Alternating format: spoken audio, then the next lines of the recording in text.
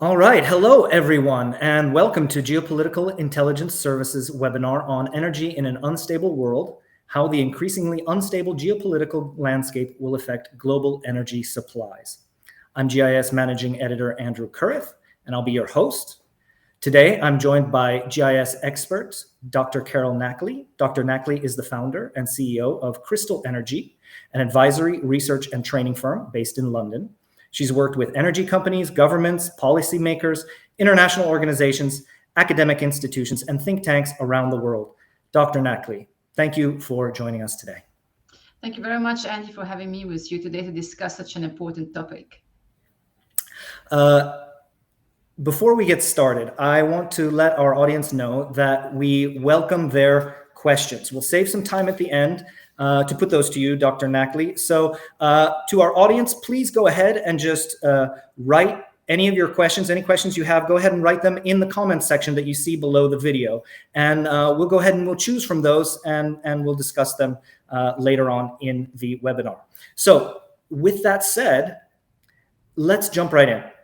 So the past 3 years have seen unprecedented instability, from the COVID-19 pandemic to political turmoil in Europe and the United States, Russia's war on Ukraine, and now war in the Middle East. And all of that's not to mention simmering hotspots in Taiwan, the South China Sea, various conflicts in Africa, and so on, really. All of these events have influenced and are influenced by developments in the energy sector. So fortunately, we've got somebody here today who can help us sift through all of that, a globally respected expert in all things energy, Dr. Nakhle. So my first question to you, Dr. Nakhle, is, well, actually today we published one of your very excellent analyses. And today it was about China and its central role in the global energy trade. Over the past few years, since the recovery from the COVID pandemic and the onset of several global conflicts, especially the war in Ukraine, how has China's role in global energy markets shifted? And what does the role between Russia as an energy producer and China as an energy consumer look like? Well, Andy, you touched on a very big topic, and I'll see if I can highlight a couple of aspects that actually, and it's also some facts that people don't often think about. I mean, you just concluded your question with China being an energy consumer. You're absolutely right. China is a very, very important player in the energy world as a major consumer, as a major importer of energy. But it is also an important producer of energy, and that's something we tend to forget. So they are in the top 10 of producers of various sources of energy, always, and even in the top 3 for certain fuels. But because their consumption is so big, domestic production is not keeping up with local demand, and that's why China is a very big importer. And when you are a big importer of energy, then of course, if you were any producer, any exporter, whether Russia or the Middle East or even the US and other countries in the world, then China would be a very attractive market for you, because China offers 2 things. It offers the volume, the scale, because it's a very large market, and it also offers the growth potential. So just to compare, when you talk about, for example, the gas market in Europe, the whole Europe, the EU, and Europe as a whole, you can see that even though gas represents a big chunk of the energy mix in Europe, it has not been growing. It has kind of plateaued over the last few years. But in China, even though gas represents less than 7% of the primary energy consumption in the market, still China overtook Japan as LNG exporter not long time ago. And this is just for a tiny share of the domestic energy needs. So imagine if China is to achieve 25% share of natural gas in its primary energy mix. Just imagine what that means to global gas demand. So if any exporter would be eyeing China because of the scale and because of the growth potential. And when we talk about Asia as a whole as a growth engine for energy demand in the coming years and decade, it is primarily China that is driving that growth, along other important players, but definitely China is much larger in terms terms of impact. Now, if you were any producer, especially an exporter, such as the Middle East, they have been establishing relationship with China for decades now, and this intensified in the last few years. And it's just not in terms of sending, let's say, oil and gas to China, whether Saudi Arabia or Qatar or other countries in the region. They are also entering more long-term, stronger relationship in terms of investing in refineries, for example, in China, because that kinds of lock your relationship with your most important customer for years to come. When the rest of the world is saying we want to move away from fossil fuel, you are trying to preserve your market share for many years to come. Russia finds in China a very important, if you want, I don't want to say solution, but an alternative. And I say alternative with hesitation, and I'll explain that in a second, to the loss of its European market. Now, Russia has not lost completely the European market. They decreased a lot the gas, for example, that they sent to Europe. But they are still sending some gas, less by pipeline, but more as liquefied natural gas, LNG. But Russia's oil and gas is the backbone of the economy. If they don't sell to Europe, they have to sell to somebody else. And who else better than China, again, because of the scale and because of the growth potential and the location as well. But this has not emerged only after the crisis, after the war in Ukraine. We can see that Russia, just like other oil and gas producers, have been looking east more gradually over the last years, because they understand that Europe is a kind of a mature market, a market that has plateaued, and because of stringent climate change policies, Europe is moving away faster from fossil fuel than perhaps other regions, particularly in Asia. So as a net importing region, and as a region, Asia Pacific, and as a country, China, definitely that provided an important market, potential big market for Russia, and that has accelerated after the war in Ukraine. Now, of course, neither exporters nor consumers would like to put all their eggs in one basket. So if you are Russia, of course you want to diversify, you want to find an alternative, but this carries a big risk for Russia to put all its hope on China.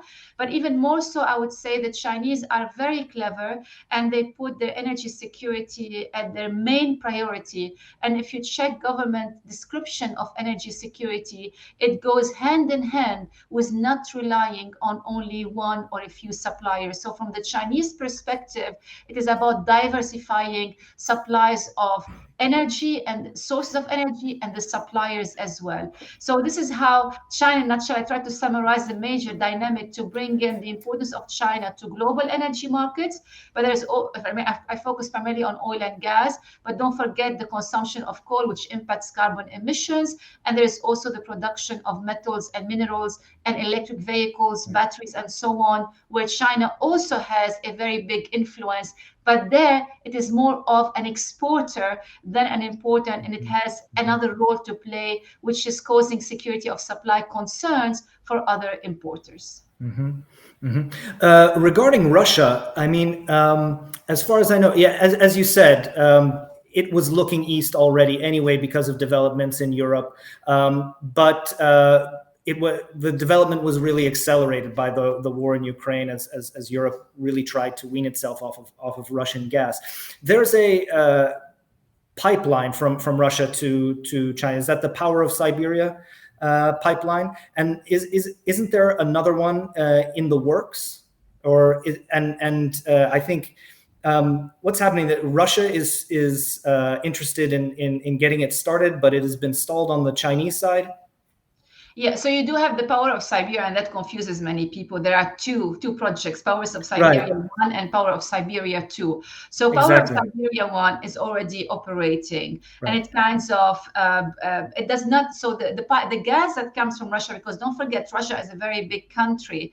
So the gas that is being sent from Russia to China, so Power of Siberia 1 has been operational now for some time, and it does not, so the gas that is sent from Russia to China does not compete or does not substitute for the gas that Russia sends to Europe, because of the fields that supply that gas.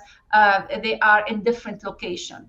Power of Siberia too, that is, we want, like, if you, not a replica, but it's also about bringing Russian gas to Europe, to China. But the gas fields that would be tackled for that pipeline would be actually substituting for the supplies in Europe. So that would be like substituting for what Russia was sending to Europe. Power of Siberia too is already, has been talked about, but it has not really been commissioned, because I mean, there are lots of talks, but it's not really even we're not close to the operational phase. We're talking about the next several years. But that, if that becomes operational, there is also a third pipeline that we are hearing about coming from, bringing also gas from Russia to China.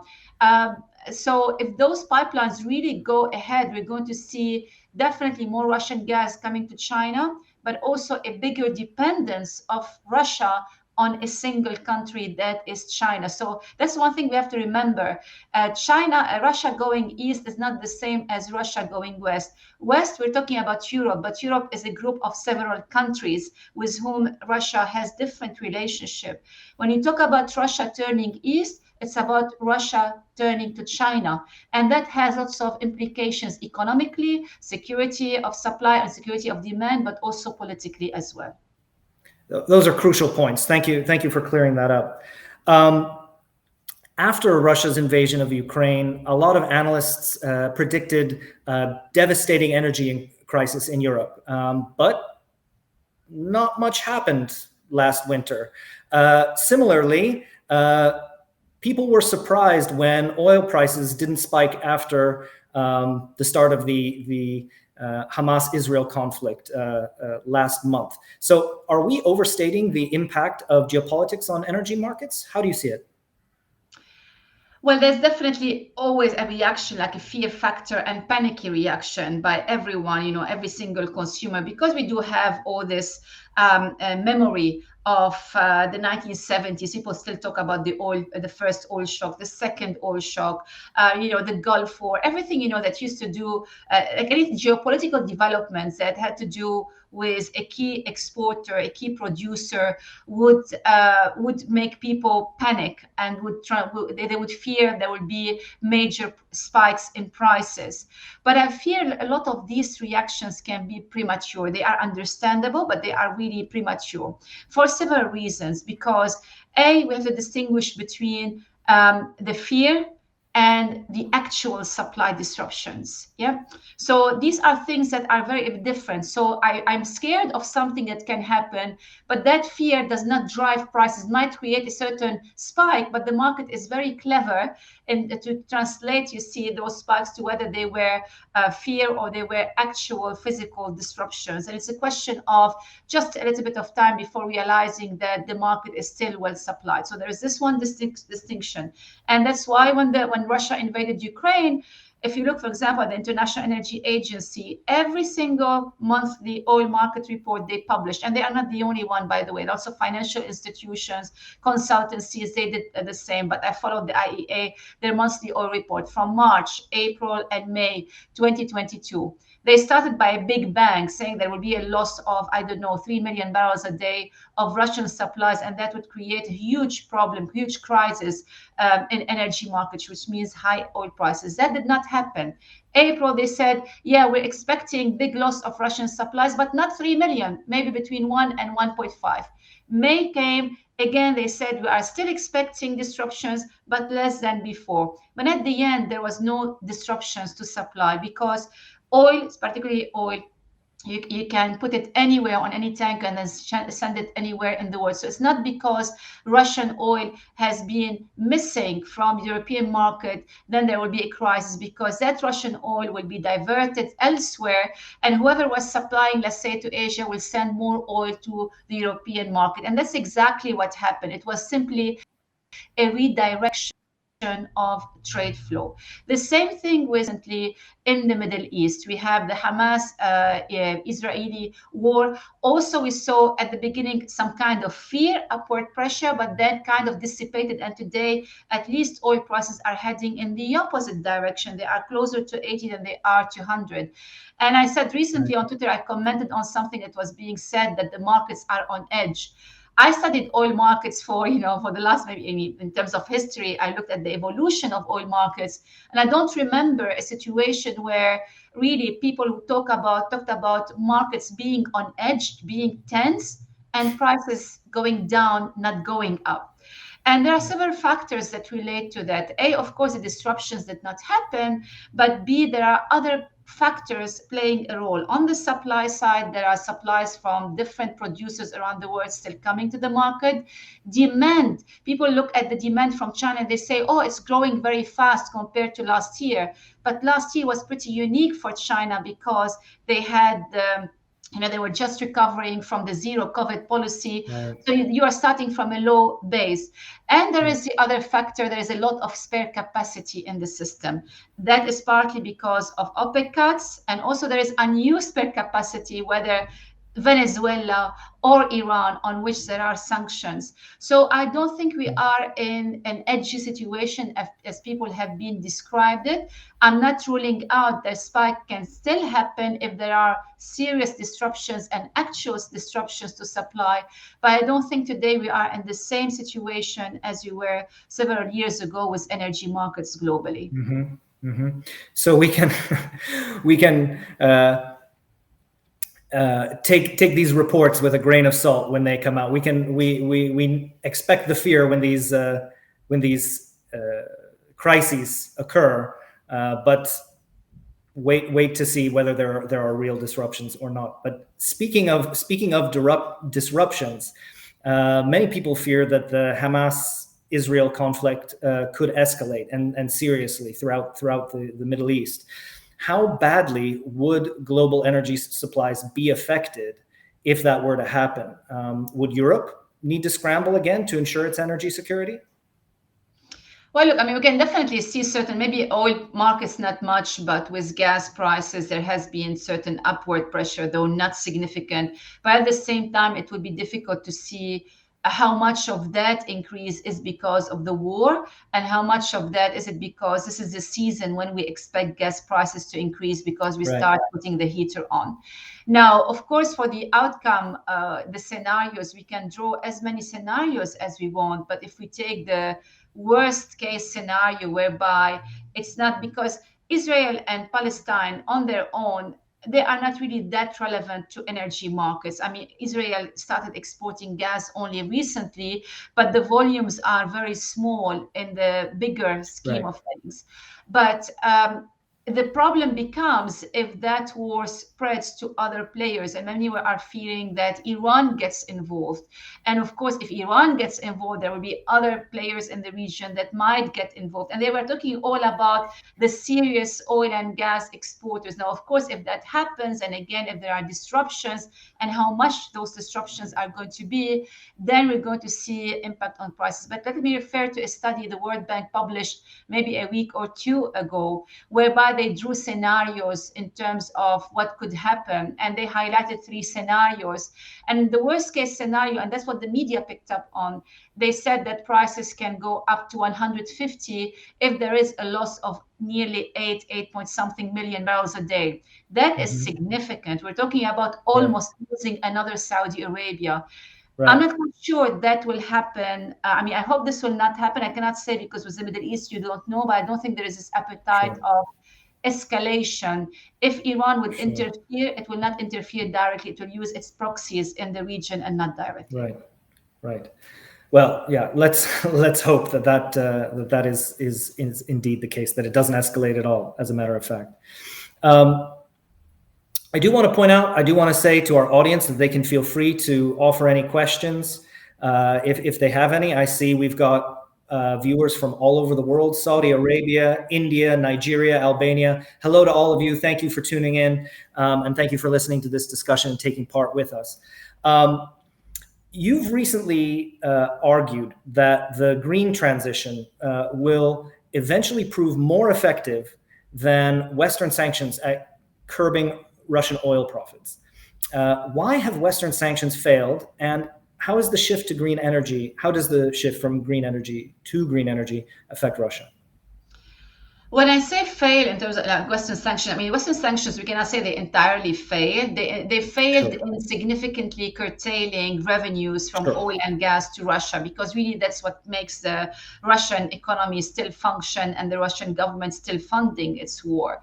So the desirable objective of curbing significantly the revenues that Russia gets while keeping prices at a certain level, so without hurting consumers, in that respect, I would say the sanctions failed to achieve their target. And it's a very, very simple, even before those sanctions were implemented, I said, and lots of people also said it, because it's just plain fact that not everyone is joining the West and other countries in imposing those sanctions. And when I say not everyone, it doesn't have to be everyone. It has to be the key buyers of Russian oil and gas primarily. So when the Chinese are not on board, when the Indians are not on board, when Turkey and other countries, for example, are not on board, and I'm talking about oil and oil products as well, then it doesn't matter. So the West can stop buying Russian oil, but that Russian oil will find buyers elsewhere. And that's why we saw the share of imports from Russia to India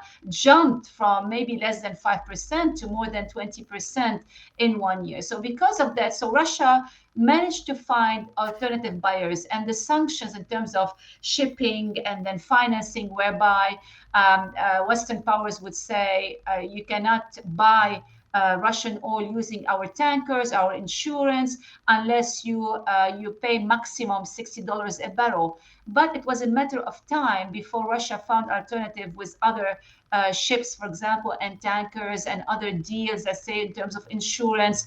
So there's always a way around it. As I said, because you have other powerful friends that are willing to support your operations. Now, that said, Russia today is okay. But when you look at pre-war trends for production, you can see that Russia's, even the government's own forecast of production, they were not rosy. They were not expecting oil production to maintain its growth, because they have difficult fields, technically challenging fields, and fields that have been operating from the Soviet era, and you need lots of maintenance, and the decline rate is Right. very steep. And so that increases cost of production. And second, it has a higher carbon intensity than other producers. So Saudi Arabia's carbon intensity is a fraction that of Russia. And as you move into the energy transition, the oil market shrinks, the demand will shrink, right? Who is the first to leave the market? Usually the high cost producer is the first to leave the market. But because you have the climate change agenda, the energy transition, then it's not just about the cost, it's also about your carbon intensity. So if you have high cost of production, high carbon intensity, you will not be and the last to leave the market. You will be among the first to leave the market. Your market share will be squeezed, and you will not be able to cover your costs, and consumers will prefer oil and gas that have lower carbon intensity. That's why I said, and I argued, that the energy transition will have bigger effect on Russia's oil and gas revenues than what you see today with the Western sanctions. Fascinating, fascinating. How has the geopolitical instability of the 2020s affected the transition to renewable energy? Now that we're talking about that, what are the most significant obstacles to balancing the immediate energy needs with long-term sustainability goals? How much time do we have? I mean, I'm looking at the time. We still have a few minutes. All right, because I'm trying to really shorten my answers, and hopefully I'm not confusing the listeners. But look, I mean, we have to be realistic. If what happened, like the energy crisis that happened last year, the rapid increase in prices, I mean, gas prices in Europe increased by almost 700% year on year. That made people really concerned, not about climate change and what will happen in the next 20, 30 years. People were concerned about how they would keep their houses warm for winter last year, how they would keep their industries functioning despite the high cost of production. And also, if you look at various surveys done around the world, you would see that the top priority became the cost of living, including for the younger generation. I highlight the younger generation consideration, because this is where we saw the most savvy people when it comes to climate change and ditching fossil fuels. So even there we saw changes. We looked at COP26 and COP27, for example, where many countries, particularly COP26, I think, many countries committed to tightening their climate targets and making them more ambitious. Yet very few countries, maybe around 20 or 25, delivered on their promises. So we are seeing I don't like to call it U-turn. I would like to call it a recalibration of priorities, because governments, particularly in democratic societies, they are concerned about the popular thinking, what the major population is going to think to do and say when they are faced with higher energy prices. So we saw in Europe, when energy prices increased, what did governments do? They end up offering subsidies, because they knew energy plays a very important role, particularly for the low income household, in terms of feeling financially secure. And often you find that discontent around the world happens primarily because of higher energy prices, and also there's food prices, but energy prices capture most attention. So because of that, the increase in high prices, the concern about energy security, governments had to revisit their priority and reconsider their targets and the prices that people are willing to pay. And this is where we saw, for example, here in the UK, where I'm sitting, the current Prime Minister, he did not say, I'm going to give up on, let's say, banning conventional cars that rely on diesel or gasoline. He simply said, I'm going to extend the ban from 2030 to 2035. And who knows, that the deadline might get revisited later on. They also said, we want to encourage more, not less, exploration in oil and gas, while maintaining our green energy agenda. So what I saw in recent years, especially after last year's event, is a confirmation of something I strongly believe in, that for the energy transition to accelerate, we need to keep eye on both energy security and climate security. We should not see them as either or. We should see them as double objective to pursue at the same time. Well, that certainly makes a lot of sense. We'll see if politicians decide to take that on. We do have a couple of questions from our audience, so I want to quickly at least get to one or two of those. The first one is, and this is really fascinating, this is from, I believe, Jacques in South Africa. And he asks, which regions apart from China are likely to contribute the most to the energy sector in the coming years from a supply perspective? And then what new geopolitical risks would that entail? Other than China, which countries are set to contribute the most to supply of energy in the coming years? So here the question is on supply, though China is more like from the demand side. Right. So I will have to, that's why I was a little bit trying to understand Jack's question, but maybe it's a good opportunity to talk about the supply. So I mentioned the Middle East. Of course, this is where the growth engine of conventional fuel, oil and gas supplies will continue to come from. But almost everywhere in the world, every region has a role to play. Let me talk a little bit about Africa. I think, of course, especially in sub-Saharan Africa, but also North Africa. But let me focus on sub-Saharan Africa. There are lots of resources there, and not just in terms of oil and gas, but I would say oil has been better exploited than gas, and gas should receive more attention in the region than it has received so far. But the region is also very rich in terms of metals and minerals, which are needed to produce solar panels and wind turbines and batteries for electric vehicles. So even though you may not end up producing, solar panels, Africa would be playing a very important role in terms of supplying the raw materials for the production of those wind turbines and solar panels to become possible. And this is where I see that region playing an important role. So does Latin America. But really, when I look on the globe, if I now imagine the globe in front of me, I can see every single region has a certain potential to play in terms of supplies. But of course, certain regions will be more specialized than others, because of volumes, and this, for example, for oil and gas, the Middle East come to mind, but also because of the cost of production, and this is also where the Middle East has an advantage over many other regions in the world. Oh, fascinating, fascinating. Another question we have, do you see biofuels having a more significant role in global energy markets, or is the refining technology still too new?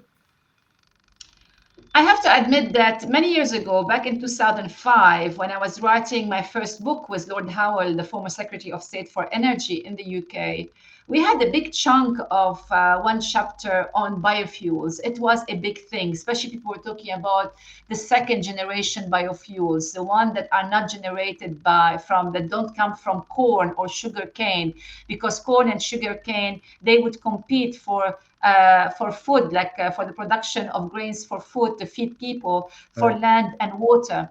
And therefore, we're talking about second generation biofuels.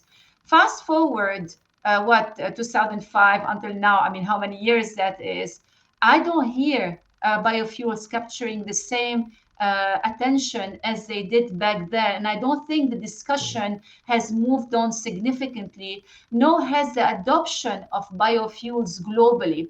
So there, yes, I mean, biofuels do have a role to play in the energy transition in terms of diversification of our where our energy comes from.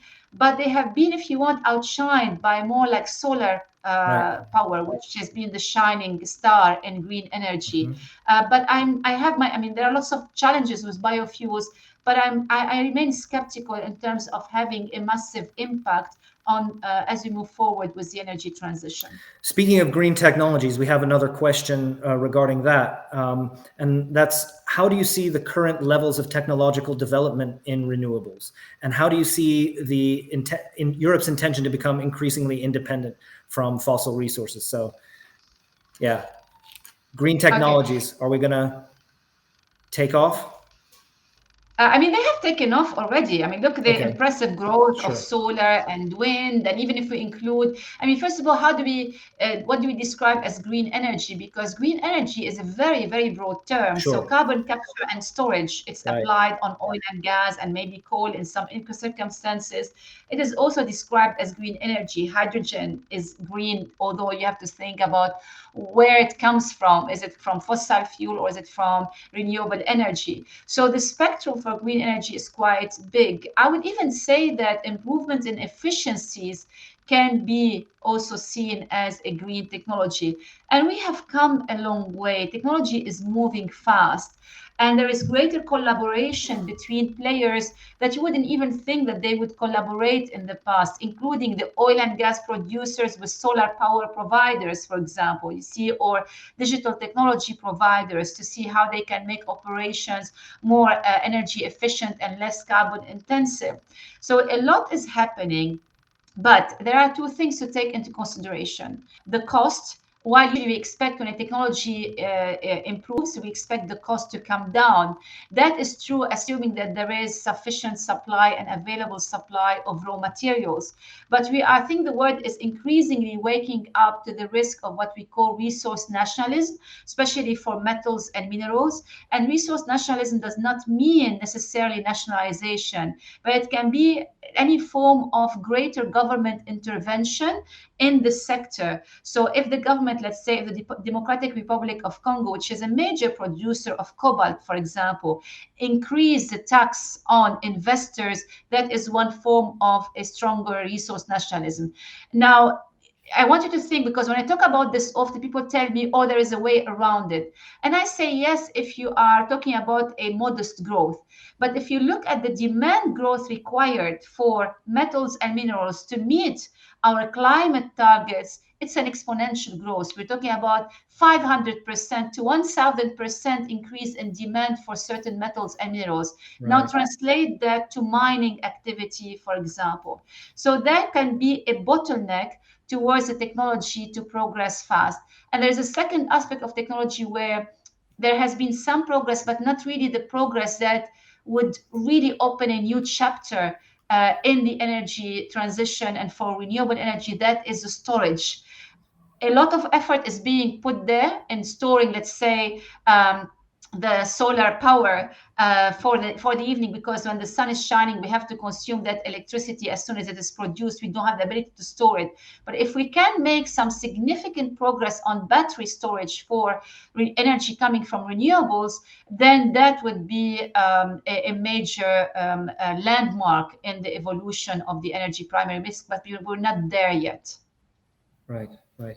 Okay, well, we're running out of time, but I want to get to one last question here, and it regards Nord Stream, the Nord Stream pipeline, which was put out of commission. Now, the viewer here points out that now the U.S. is selling LNG to Europe, and the basic question is what are Europe's options for diversifying its energy security? Now, as far as I've heard, and you can confirm or deny this for me, I believe that Europe is getting gas, LNG from places like Qatar and also Norway. But please go ahead and let's talk about the options for diversifying Europe's energy security. I'm glad you asked this question, because I forgot to answer the second part of the previous question, which was exactly on Europe's options and security of supply. Well, look, I think Europe was pretty lucky, because had this crisis that we saw last year happened only a few years ago, we would have seen perhaps maybe higher prices and lasting for longer. But really, I think the fact that gas markets evolved so much from several years ago till today, primarily through liquefied natural gas, LNG, which becomes like oil, it becomes liquid. So you take the gas and you liquefy it. Of course, it's not that easy. It requires lots of investment and technology. But when you liquefy it, you can put it on a tanker, not only in pipeline, and then you can ship it around the world. So in my jargon, in my business, we say that thanks to LNG, gas markets have become more global. So before LNG, it was a regional affair. You wouldn't care what was happening in Asia. You would focus only, let's say, on Europe. But today, to understand what's happening in Europe, you have to understand what's happening elsewhere. So anyway, what I'm trying to say here is that when Europe lost the pipeline gas coming from Russia, it was, what saved the situation it was LNG, and primarily LNG coming from the US, but also from other suppliers, the established suppliers, including Qatar. Qatar is not a newcomer to the European scene. Qatar has been sending gas to Europe, particularly here to the UK, for decades. But there was an opportunity for Qatar to increase its presence in countries where it did not have a reach before, like, for example, Germany or elsewhere. Now, I need to highlight one thing as well, without going through the technicalities. Why the Americans were the one who benefited the most from what was happening in Europe? The main reason is that, first of all, they had the capacity to send more gas. And second, traditionally, so Qatar, most of its gas is sold under long-term contracts, which means when they sign a deal with the Chinese, they would commit for 25 years to send every year a certain volume of natural gas. While you can break away from that contract, it's not something nice or good to have to do. So whereas most of the American gas is sold what we call on the spot market, which means it just goes where the prices are higher. And the high prices in Europe, while they were bad for consumers, but they were exactly what was needed to attract those additional supplies from the US. I want to add one country also that benefited from the crisis, ironically, Russia, and it was Russian LNG.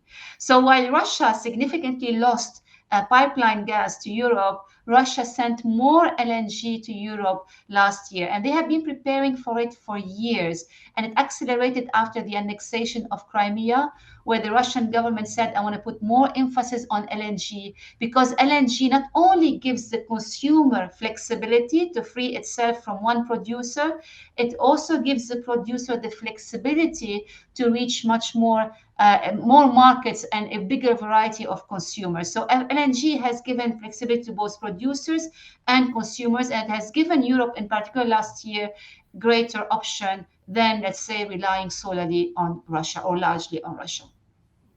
Fascinating. Well, unfortunately, we're going to have to leave it there. We do have a couple of more questions. Yeah. For the people who want to know more, I encourage them to go visit our website at gisreportsonline.com, where you can find plenty of analysis by Dr. Nakhle and many others. So, Dr. Nakhle, I want to thank you for your expert analysis. This has been really fascinating, really eye-opening, and I hope very helpful for our audience. So thank you for your time. Thank you very much, Andy. And really sorry to all those I could not answer their question. Feel free to reach out on LinkedIn, or as Andy said, go and check my reports on GIS, and I'll be very happy to have a chat with you on social media if needed, if you want to. Absolutely, absolutely. So thank you to our audience from the entire GIS team. We wish you great rest of your day wherever you happen to be in the world. And thanks again for joining us. Goodbye.